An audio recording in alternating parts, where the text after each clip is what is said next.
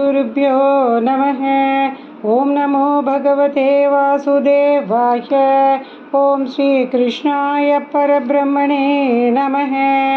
अथ षट्चत्वारिंशत्तमं दशकं विश्वरूपप्रदर्शनवर्णनम्। अयि देवपुरा किल त्वयि स्वयमुत्थानशये सनन्दये परिजृम्भणतो व्यपावृते वदने विश्वमचष्टवल्लभी। पुनरप्यथ बालकैः समं त्वयि लीलानिरते जगत्पते फलसञ्चयवञ्चनक्रुधा तव मृद्भोजनमूचुरर्भकाः।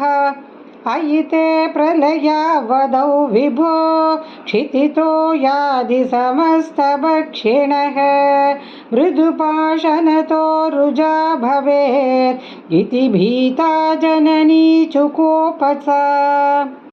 अयि दुर्विनयात्मकत्वया किमु मृत्सा बत वत्स भक्षिता इति मातृगिरं चिरं विभो विततां त्वं प्रतिजज्ञिषे हसन्। अयि ते सकलैर्विनिश्चिते विमतिश्चेद्वदनौ विदार्यताम् इति मातृविभास्थितौ मुखं विकसत्पद्मनिभव्यतायरयः। अयि मृल्लवदर्शनोत्सुकां जननीं तां बहुतर्पयन्निव पृथिवीं निखिलान्न केवलं भुवनान्यप्यखिलान्यदीदृशः। कुहचिद्वनमम्बुधिः क्वचिदभ्रं कुहचिद्रसातलं मनुजादनुजाः क्वचित्सुराः ददृशे किं न तदा त्वदानने।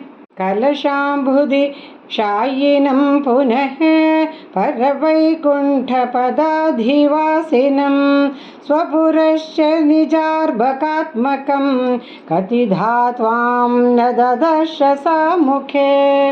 विकसद्भुवने मुखोदरे ननु भूयोऽपि तथा विधाननः अनया स्फुटमीक्षितो भवान् अनवस्थां जगतां बतातनोत्।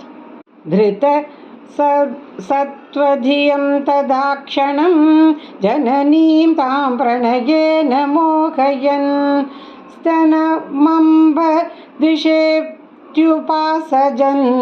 भवदन्नद्भुतबाल पाहि मां।